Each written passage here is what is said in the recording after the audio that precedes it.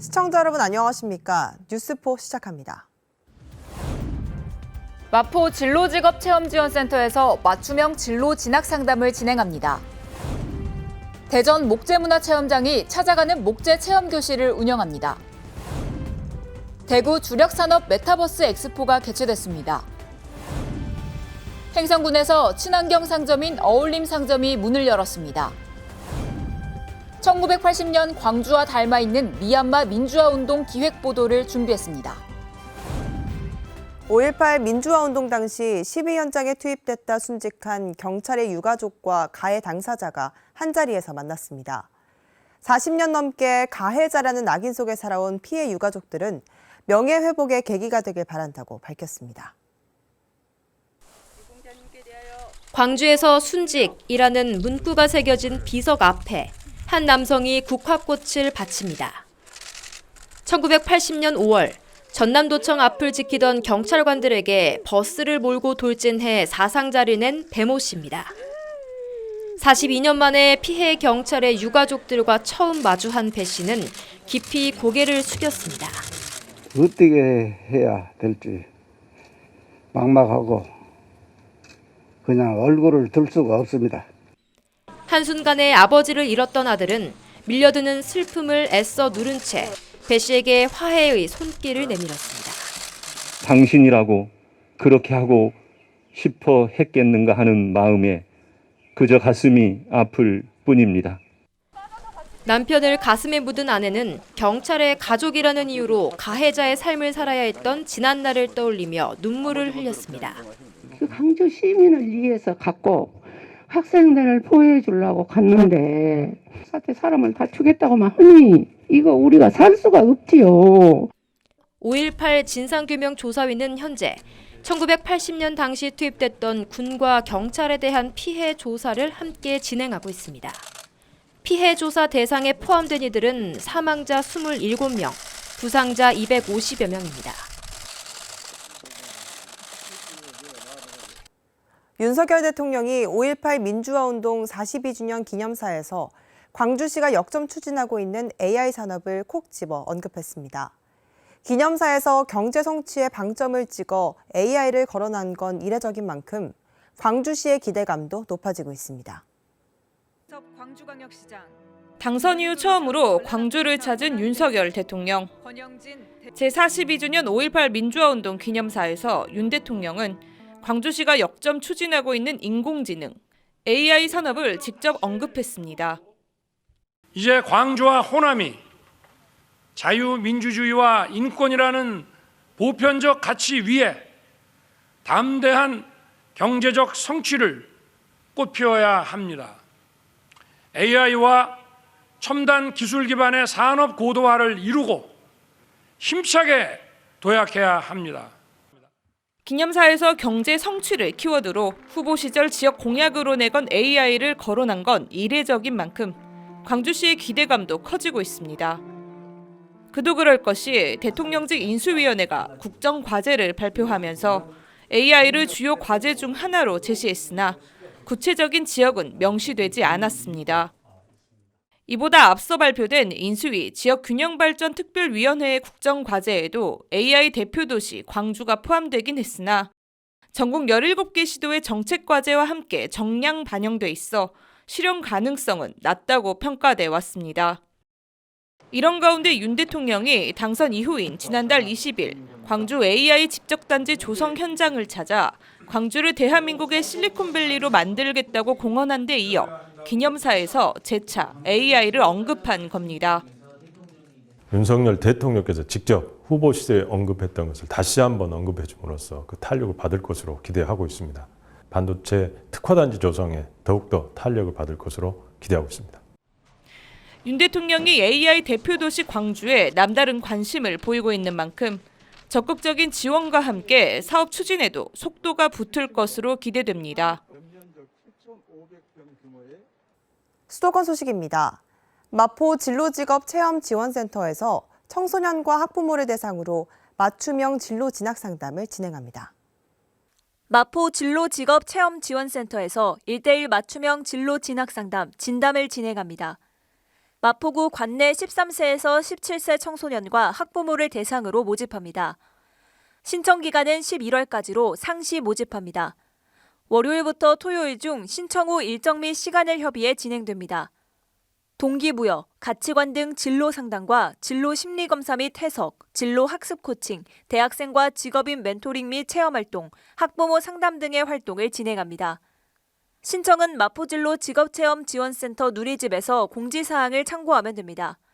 기타 문의사항은 마포진로 직업체험 지원센터로 문의 바랍니다. 마포구가 식품 위생 분야 종사자의 경제적 부담을 덜어주기 위해 건강진단 결과서 발급 수수료를 지원합니다. 마포구는 민간 의료기관을 이용할 때 발생하는 건강진단 결과서 발급 수수료를 지원합니다. 코로나19 확산으로 중단된 보건소 업무에 민간 의료기관을 이용해야 하는 식품, 위생 분야 종사자의 경제적 부담을 덜어주기 위함입니다. 건강진단 결과서는 보건소를 이용할 시에는 3,000원이지만 민간에서는 최대 45,000원을 지불해야 합니다.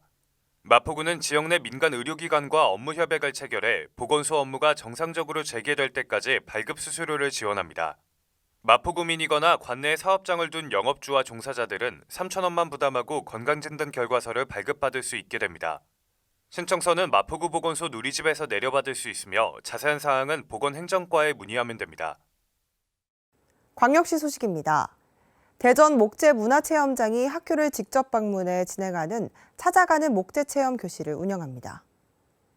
대전 목재문화체험장이 관내 중학교 대상 자유학기제 프로그램으로 전문 강사진이 학교를 직접 방문해 진행하는 산림교육 프로그램인 찾아가는 목재체험교실을 운영합니다. 올해 찾아가는 목재체험교실은 실내용 스툴을 만드는 과정으로 진행되고 총 40회에 걸쳐 1,000명을 모집해 운영할 예정이며 신청은 교육부에서 운영하는 꿈길 사이트를 통해 학교별로 신청하면 됩니다. 한편 대전 목재문화체험장은 전국 최초로 대도시 중심의 조성에 목재의 우수성을 홍보하고 목재의 가치에 대한 지식과 정보를 습득할 수 있는 공간으로 보문산에 위치하고 있습니다. 목재문화체험을 통해 스트레스를 해소하고 학생들의 진로 탐색에도 도움이 되는 찾아가는 목재체험교실에 많은 관심과 참여 바랍니다. 대전시가 그동안 지원 사각지대에 있던 중장년들의 구직 활동을 지원합니다. 대전시가 미취업 중년자들을 대상으로 구직 활동에 필요한 경비를 지원해주는 중장년 재취업 지원 사업 참여자를 5월 23일부터 6월 23일까지 모집합니다. 중장년 재취업 지원 사업은 중장년들의 취업 역량 강화를 위해 교육비, 자격증 취득비, 도서 구입비 등을 3개월간 최대 150만 원까지 지원해주는 사업입니다. 지원 대상은 신청일 기준 만 40세 이상 60세 이하 미취업자 중 대전시에 6개월 이상 주민등록이 돼 있는 중장년으로 선착순 1,000명을 모집할 계획입니다. 신청은 대전 중장년 재취업 지원 사업 홈페이지를 통한 온라인 접수가 가능하며 보다 자세한 사항은 대전비즈 또는 중장년 지원센터 홈페이지 공고문을 확인해 보시기 바랍니다. 재취업을 희망하는 중장년 구직자들의 많은 관심과 참여 바랍니다. 권영진 대구시장이 광주 국립 5.18 민주묘지에서 열린 제42주년 5.18 민주화운동 기념식에 참석해 민주주의의 가치를 되새기고 달빛 동맹 상대 도시인 광주의 아픔을 위로했습니다. 이 자리에는 장상수 대구시의회 의장과 2.28 대구 민주운동 기념사업회 회장단 등 20여 명이 함께 방문해 대구 2.28 광주 5.18 기념일 교차 참석의 전통을 이으며 국민 통합에 앞장섰습니다. 특히 이날 오후 광주시청에서는 달빛 동맹을 성공적으로 이끈 대구시장과 광주시장에게 명예시민증을 상호 전달했습니다. 권영진 시장은 달빛 동맹이 이용섭 시장과 함께한 4년 동안 더욱 단단해졌고 큰 성과도 이뤄냈다며 이용섭 시장의 관심과 노력, 결단에 감사의 말을 전했습니다. 이와 함께 달빛 동맹으로 양도시가 더욱 발전하고 번영을 이뤄 국민 통합과 국가 균형 발전의 촉매제가 되길 바란다며 달빛 동맹을 성공적으로 이어가길 당부했습니다.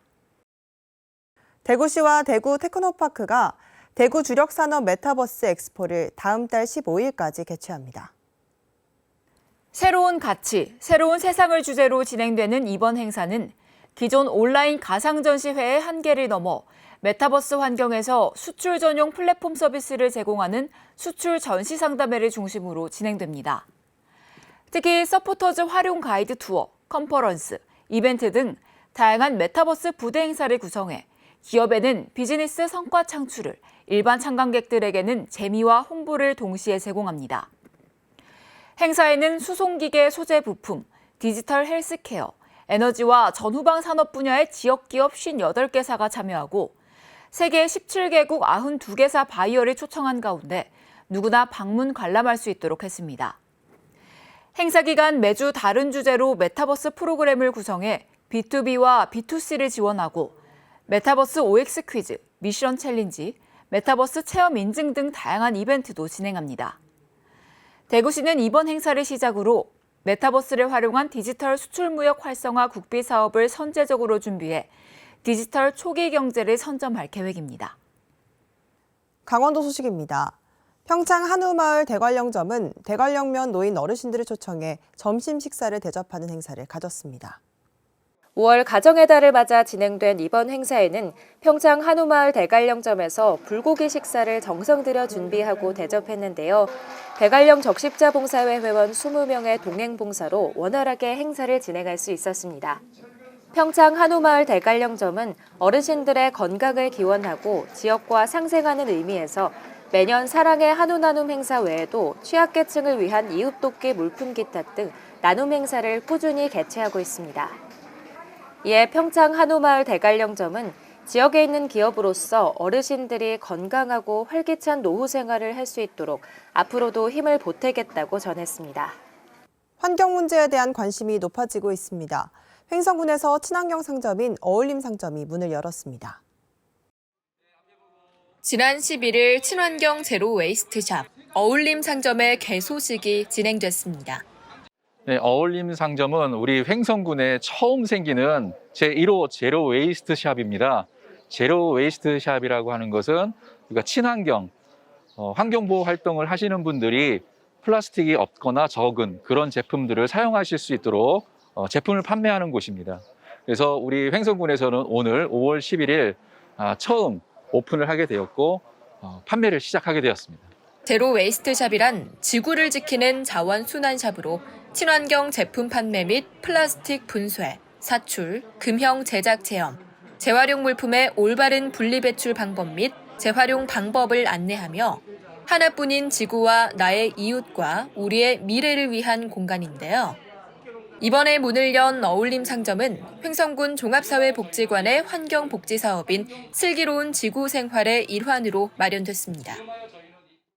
저희가 지구 살리기, 슬기로운 지구 살기 거기를 제가 양성 과정을 받았어요. 우리가 재활용할 수 있는 것도 있고 친환경을 더 써야 되겠다 생각이 들었는데 마침 또 이런 어울림이라는 오늘 개소식이 있어갖고 참여하게 됐습니다. 세제도 보니까는 친환경으로 돼 있어갖고 마트 가려고 그랬었거든요. 근데 여기서 사야겠어요. 오늘 온 걸 너무 잘했다고 생각합니다. 많이 또 알려드려야 되겠고요. 네. 한편 올해 신규 추진되는 환경복지사업 슬기로운 지구생활은 환경운동 실천과 양성교육, 제로 웨이스트샵 어울림 상점 개소, 환경 캠페인 활동 등을 추진할 계획입니다. 어울림 상점에 오셔서 친환경 물품을 구매를 하셔도 되고 구매를 하시면 이용 금액에 따라서 3% 적립을 해드리거든요. 포인트 적립은 구매뿐만 아니라 폐자원, 우리 주변에서 보실 수 있는 페트병이나 유리병 이런 것들을 가지고 오시면 각각 포인트에 맞게끔 적립을 해드립니다. 우리 횡성군이 다 아시는 것처럼 폐자원, 특히 플라스틱 자원 순환 도시 시범 도시입니다. 그래서 우리 복지관에서 하고 있는 어울림 상점과 횡성군이 다 같이 연합을 해서 우리 군민들이 다 같이 참여해 주셔서 자원이 재순환이 되고 환경이 보호되는 그런 횡성을 만들었으면 좋겠습니다. 감사합니다. 충청도 소식입니다. 충북도의 수출 자문관 활용 사업이 기업들로부터 큰 호응을 얻고 있습니다. 수출 자문관 활용 사업은 인력과 경험이 부족한 수출 초보 기업을 밀착 지원하는 등 기업의 수출 활동을 돕는 사업입니다. 지난해 지원 기업의 수출은 539억 원으로 전년 대비 35% 증가했고 신규 채용 규모도 656명으로 전년 대비 69명이 증가했습니다. 도는 올해에도 수출 기반 구축과 해외 마케팅 역량 강화에 힘을 쏟을 계획입니다. 전라도 소식입니다. 5.18 42주기를 맞아 KBC가 기획보도를 마련했습니다. 첫 순서로 1980년 광주와 맞닿아 있는 미얀마 민주화운동을 살펴봅니다. 15개월 동안 1,700명이 넘는 희생자가 나왔지만 미얀마 상황은 좀처럼 해결될 기미가 보이지 않고 있습니다. 미얀마 곳곳에선 민주주의를 지키기 위한 반군부 투쟁이 여전히 이어지고 있습니다. 지난해 2월 미얀마 군부는 아웅산 수치 고문이 이끌던 문민정부가 부정선거를 저질렀다며 쿠데타를 일으켰습니다. 총을 든 군경이 미얀마 지역 곳곳을 장악했고 거리는 시위대의 피로 물들었습니다. 1년하고도 3개월의 시간이 흘렀지만 미얀마에선 여전히 교전이 이어지고 있습니다. 대도시 중심으로는 지금 경계를 강화하고 있고요. 이 경계 강화로 인해서 대도시에서는 간간히 폭탄이 터지거나 총격 사건이 일부 발발하고 있습니다. 5월 11일 사망자를 지금 1,737명으로 지금 집계를 하고 있는데요. 경제는 붕괴됐고 국민들의 삶도 피폐해졌습니다. 하지만 최악의 상황 속에서도 민주진영 인사들을 포함한 많은 미얀마인들은 반군부 투쟁을 포기하지 않고 이어가고 있습니다. 신군부 세력에 저항했던 1980년의 광주와 2022년의 미얀마가 맞닿아 있습니다. 미얀마 군부 쿠데타 이후 광주 시민들은 연대기구를 조직해 모금 활동에 나서는 등 미얀마 민주화 운동에 적극적인 지지를 보내왔습니다. 시민들의 권리가 무참히 침해당하고 있을 때 또 시민들이 거기에 저항해서 싸우고 있다는 점에서 저희들은 5.18과 많은 연관이 있다고 보고 있습니다. 5.18 민주화 운동을 겪은 광주 시민들에게는 군부의 탄압에 시달리는 미얀마 상황이 남의 일 같지 않은 겁니다.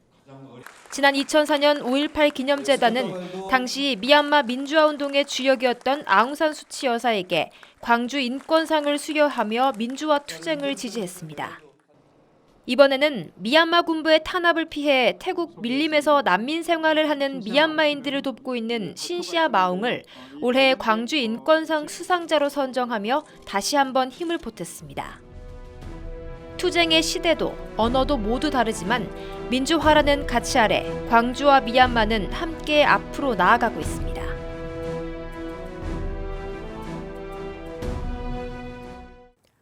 이번에는 미얀마 국경 지역에 30년 넘게 의료 지원 활동을 펼쳐온 신시아 마웅 박사를 만나봅니다. 올해 광주 인권상 수상자로 선정된 마웅 박사는 5.18을 통해 연대의 중요성을 배웠다며 광주에 대한 애틋한 마음을 전했습니다. 미얀마 국경에 위치한 태국 메소 지역에서 30년 넘게 난민들을 돌봐온 신시아 마웅 박사. 1988년 미얀마에서 벌어진 8888 항쟁에 참여했던 그녀에게 1980년 5.18 민주화 운동은 특별합니다. Myanmar also like under the military coup. So over the past year or over the series of the military oppression under the military dictatorship, so Burmese people suffer oppression. 1980년 5.18을 통해 연대의 가치를 배운 마웅 박사는 인권 수호에 앞장서기로 결심했습니다. 국경 지역에 병원을 세웠고 군부 탄압을 피해 모여든 난민들을 치료했습니다. 5.18 기념재단은 올해 광주인권상 수상자로 마웅 박사를 선정했습니다. 미얀마 사람이 광주인권상을 수상한 건 2004년 아웅산 수치, 2009년 민꼬나잉에 이어 세 번째입니다. 민주화를 위해 끊임없이 투쟁하고 있는 미얀마 사람들에 대한 인권도시 광주의 지속적인 관심과 지지의 표현이라고 할 수 있습니다. 마웅 박사는 앞으로도 군부의 탄압을 널리 알리고 국제사회의 지원을 이끌어 나갈 계획이라고 말했습니다. We need to engage with all the leaders, the political leader, to engage with the democratic transition and engaging with the peace process. 5.18 민주화운동 42주년을 맞아 KBC가 마련한 기획보도 세 번째 순서입니다. 미얀마 군부 쿠데타 발발 이후 광주에서는 미얀마인들을 돕기 위한 손길이 이어졌는데요. 하지만 상황이 장기화하면서 미얀마에 대한 시민사회의 관심은 점차 옅어지고 있습니다. 지난 1년간 광주에서 고국을 위해 고군분투한 미얀마인들을 만나봤습니다. 미얀마 유학생 마웅과 샤샤는 지난해 초 국립 5.18 민주묘지에서 처음 만났습니다. 고국에서 들려온 쿠데타 소식에 밤잠을 설치며 나갔던 시위 현장이었습니다. 22세기인데 이런 일이 일어나서 너무 기가 막혔습니다. 미얀마 사람들이 서로 연락해서 우리도 도움 주고 싶은데 어떻게 하면 좋을까 그렇게 고민해보고. 두 사람은 지난 1년 동안 광주 곳곳을 누비며 미얀마에 대한 지지를 호소해왔습니다. 타국에서 고군분투하는 이들에게 손을 내민 건 광주 시민들이었습니다. 5.18 단체들은 시위 현장에 늘 동행했고 5월 어머니들은 미얀마인들의 끼니를 챙겼습니다. 5.18 기념재단 그리고 5월 어머니도 그리고 여성 어머니들이랑 친합니다. 많이 도와줍니다. 80년 광주에서 기억나셨습니다. 그래서 우리도 슬프네요. 그렇게 힘내세요. 그렇게 많이 들었습니다. 지난해 10월 쿠데타 발발 8개월 만에 한국 땅을 밟은 미얀마인 김소연 씨. 지역사회 도움으로 새로운 삶을 시작한 소연 씨에게도 광주는 제2의 고향이 됐습니다. 그리고 선생님들도 다 항상 진실이 이기니까 좀 버티고 이길 수 있을 거라고 다 위로해주고 진짜 정 많은 그런 지역이에요, 여기. 하지만 상황이 장기화하고 우크라이나 사태 등이 겹치면서 미얀마에 대한 관심은 점차 줄어들고 있습니다. 이들은 미얀마에 따뜻한 봄이 찾아오는 그날까지 연대와 지지를 이어가달라고 호소합니다. 민주주의가 승리하는 그날까지 미얀마의 봄이 올 때까지 물러서지 않고 끝까지 싸울 것입니다. 5.18 민주화운동 기념식으로 추모 분위기가 고조됐습니다. 시민들은 각종 행사에 참여하며 5.18의 의미를 되새기고 5월의 아픔을 다시 한번 떠올렸습니다. 5.18이 발생한 지 42년이 지났지만 여전히 유가족들의 상처는 채 아물지 않았습니다. 5.18 희생자의 넋을 기리는 추모제에 참석한 한 유가족은 그날의 아픔을 기억하며 동생의 묘지를 어루만져 봅니다. 동생아, 1년 만에 또 오는구나. 자주 못 와서 미안하다. 하늘에서도 잘 이 형 지켜봐 주라. 5.18 민주화운동의 격전지였던 금남로 일대에서는 시민들과 함께하는 다양한 행사들이 열렸습니다. 시민들은 5.18 희생자들을 기리는 메시지를 적어 매달기도 하고 시민군이 먹었던 주먹밥을 만들며 5.18의 의미를 되새겼습니다. 그럼 학생들이 굶잖아, 굶어. 그런 게 그러지 말고 우리가 주먹밥을 해서 주위에서 온사람바당 주자 했고 그래갖고 주먹밥이 유래가 됐어. 코로나 여파로 한동안 볼 수 없었던 5.18 민주화운동 소재 공연도 곳곳에서 열렸습니다. 더불어민주당 김원희 의원과 측근들의 성폭행 피해자 2차 가해 논란이 격화하고 있습니다. 지역구인 목포 시민들까지 나서 김원희 의원의 사퇴와 철저한 조사를 촉구했는데요. 성폭행 방조 혐의로 검찰에 고발되면서 김 의원의 입지가 갈수록 좁아지고 있습니다. 최광욱 의원의 부적절한 발언, 박완주 의원의 성추행 사건, 김원희 의원실의 성폭행 2차 가해 논란까지 연일 성비위 의혹으로 몸살을 앓고 있는 민주당 당사 앞에 목포 시민들이 모였습니다. 성폭행 2차 가해를 방조한 김원희 의원은 책임지고 사퇴하라는 현수막까지 내걸었습니다. 김 의원의 전 보좌관이 저지른 입당원서 유출 사건은 흉악무도한 선거범죄고 민주당의 젠더폭력 신고상담센터는 구색 맞추기에 불과하다고 비난했습니다. 목포 시민들은 김 의원과 민주당 비상대책위원회의 커넥션이 의심된다며 김 의원의 제명과 2차 가해자에 대한 처벌을 촉구했습니다. 책임을 지지 않고 있는 그런 현실을 보다 못해서 저희들이 그 관계를 시정하고자 더불어민주당 중앙당사를 방문하게 된 겁니다. 김원희 의원은 2차 가해 의혹으로 민주당 조사뿐 아니라 검찰 수사까지 받게 될 처지에 놓였습니다. 시민단체 서민민생대책위원회는 김 의원을 성폭행 방조와 직무유기 혐의로 서울 남부지검에 고발했습니다. 민주당 윤리감찰단의 조사가 시작되자 김 의원은 심려를 끼쳐 죄송하다고 했지만 민주당과 김 의원을 향한 시민들의 분노는 더욱 커지고 있습니다. 윤석열 정부가 소상공인 지원 등에 쓸 재원 마련을 위해 추경을 추진하면서 지역 SOC 예산을 대폭 삭감했습니다. 전남의 경우 3개 사업에서 59%나 삭감돼 사업 추진에 차질이 예상되면서 논란이 일 전망입니다. 광주 송정과 순천 구간 전철화 사업을 위해 올해 배정된 예산 중 804억 원이 정부 추경 과정에서 삭감됐습니다. 올해 전체 사업비 1,200억 원 중 66%가 줄어든 겁니다. 그래서 올해 돈을 쓸 수가 없어서 부득이하게 지금 삭감이 돼 있습니다. 그래서 이제 그 삭감된 금액은 내년에 다시 또 반영되기로 하고. 민주당 김혜재 의원이 정부가 제출한 2차 추경 예산안을 분석한 결과 전남의 3개 사업 예산이 대폭 삭감된 것으로 확인됐습니다. 신안 앞회와 화원 도로 건설에서 200억 원이 줄었고 여수 화태와 백야구간 국도 건설, 전철화 사업 등 삭감액은 1,209억 원입니다. 3개 사업에 책정된 올해 예산은 2,049억 원으로 이번에 59%의 예산이 감액된 겁니다. 전국 평균 삭감률 27.3%에 비해 전남의 삭감률이 배 이상 많습니다. 소상공인 지원 등에 쓸 재원 마련을 위해서라는데 윤석열 정부가 지역 균형 발전 정책을 홀대하는 것 아니냐는 우려가 나오고 있습니다. 이번 추경 예산안 편성 과정에서 윤석열 정부의 지역균형 발전에 대한 철학과 의지가 완전히 실종됐습니다. 국회 예산심의 과정에서 국회의원들이 꼼꼼하게 검증에 나설 것으로 보여 논란이 일 전망입니다.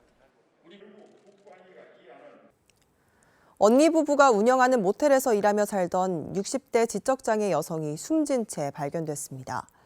경찰은 함께 살던 30대 조카를 폭행치사 혐의로 긴급 체포했는데요. 이 과정에서 언니 부부가 딸의 범행을 은폐하고 단순 사망처럼 위장하려 했다는 정황이 드러났습니다. 여수의 한 모텔에서 60세 여성이 숨졌다는 신고가 접수된 시각은 어젯밤 10시쯤. 현장에 도착한 경찰은 숨진 여성의 온몸에 심한 멍자국이 있는 것을 확인했습니다. 모텔 업주인 숨진 여성의 언니 부부가 숨진 원인을 밝히기보다는 장례식장에 연락해 시신을 재빨리 옮기려 했다는 의혹이 제기됐습니다. 모텔에 도착한 장례식장 직원이 이상한 낌새를 채고 경찰에 먼저 신고해야 한다고 하자 그때서야 신고가 이루어졌다는 겁니다. 게다가 경찰 신고 시각 이전의 CCTV 영상은 남아있지도 않았습니다. 신고는 보도만 있거나 하잖아요. 버리지 못했으니까 멍이 이제 언제 맞았냐 이제 이런 것도 확인해봐야지. 지적장애 1급이었던 숨진 여성은 언니 부부 그리고 부부의 35살 딸과 함께 모텔에 살면서 이 일을 도왔던 것으로 알려졌습니다. 며느리 일하고 또 청소하고 아주 열심히 하고 괜찮거든요. 근데 친척이라는 것 같아요. 경찰은 최근 모텔에 함께 살기 시작한 조카가 숨진 이모와 심하게 다퉜다는 진술 등을 확보하고 폭행치사 혐의로 긴급 체포했습니다. 또 국립과학수사연구소에 시신 부검을 의뢰하는 한편 폭행 동기와 범행 은폐 여부를 조사하고 있습니다. 문화체육관광부가 한국공예디자인 문화진흥원과 20일부터 2022 공예주간을 개최했습니다. 전국 648개의 공방과 화랑, 문화예술기관 등이 참여한 이번 기획은 총 1,397개의 연계 프로그램을 지역 곳곳에서 만날 수 있습니다. 다양한 작가의 공예품들을 체험과 연출, 판매 형식으로 만나볼 수 있다고 하는데요. 색다른 주말 나들이로 방문해 보시는 건 어떨까요? 이상 뉴스 마칩니다. 시청해주신 여러분 고맙습니다.